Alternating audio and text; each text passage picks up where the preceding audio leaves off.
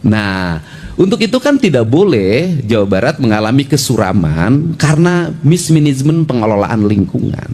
Maka orang harus disadarkan. Maka saya membuat tahapan itu tidak sembarangan. Pertama saya membuat tahapan adalah menyiapkan sumber daya industri baru di Jawa Barat. Apa sih kelemahan orang Jawa Barat itu? Kelemahan Jawa Barat itu ada ITB, tapi orang Jawa Barat kurang yang di ITB itu. Jadi orang Jawa Barat tuh di matematika, di fisika, di kimia, di teknik elektro tuh agak rendah. Untuk itu saya mendorong hari ini untuk anak-anak Jawa Barat, satu kursus sudah saya siapin tuh. Selama 1 bulan sampai 3 bulan itu kursus untuk jurusan yang dibutuhkan di kawasan industri baru dan kawasan industri lama. Jurusannya otomotif, kemudian elektro dan sejenisnya, fashion. Nah, ini yang pertama. Kemudian yang kedua, saya juga mendorong menyiapkan tenaga kelas baru, yaitu dengan membuat pola pendidikan diploma 4. Ya, D4 itu ada, yang itu nanti dimasukin ke sekolah manajer.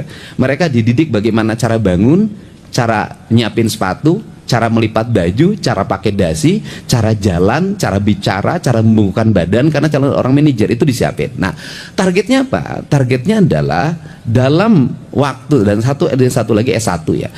Kemudian dalam waktu kurun 5 tahun ke depan, maka mereka nanti akan mengisi ruang-ruang industri, bukan hanya di pabrik atau industri di Jawa Barat. Mereka akan ngisi di BUMN. Mereka akan mengisi di negara-negara lain yang nanti lahir kelas menengah baru, sehingga nanti Jawa Barat itu adalah sumber inspirasi bagi tenaga kerja teknik engineering. Nah, kelemahan Indonesia, kelemahan Jawa Barat itu tenaga engineering tidak dibuat perencanaan yang matang.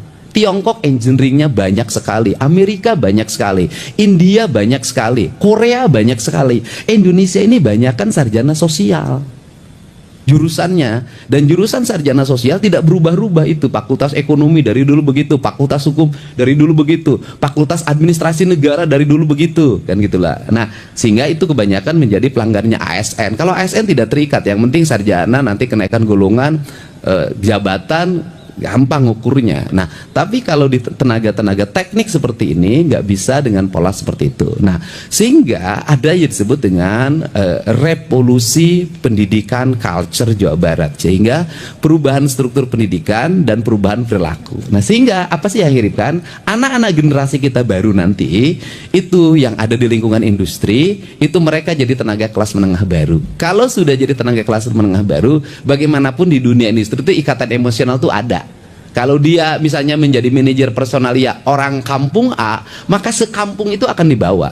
Saya paham itu.